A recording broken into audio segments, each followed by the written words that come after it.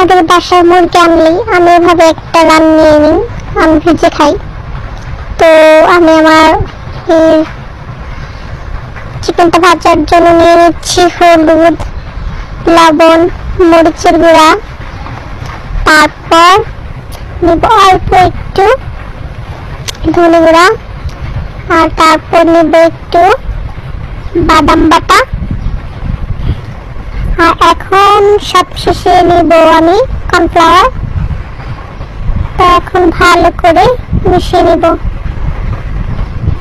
এটাকে ভালো মতো ম্যারিনেট করে রেখে দিব প্রায় 10 মিনিট। আমার 10 মিনিট হয়ে গেছে। এখন আমি এটাকে ভেজে নিব।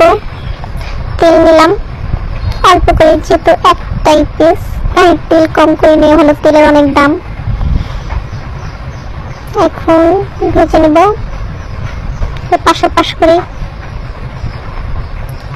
কি উল্টাই না কেন, ধুর উল্টাচ্ছে নাই, কি হলো আজকে, না এখন উল্টে।